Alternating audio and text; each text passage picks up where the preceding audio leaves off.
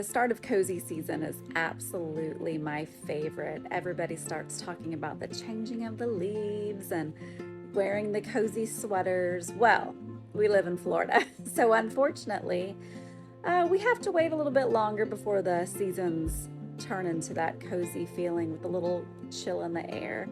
This week has actually been fairly nice. We've had some cooler mornings and been able to open up the windows, which is not something you normally do in Florida this time of year. Today it's kind of rainy and drizzly outside, so I took advantage of it and put on a nice long sleeve shirt. And we went to the library, got a few spooky vibe novels to read, just so we can cozy up on the couch and drink some iced coffee and read some scary books. We've had a great week, so I'm gonna show you some things we did. We did some thrifting and we went to a friend's farm, which was really fun because we got to snuggle some baby animals. So let's see what we can get into.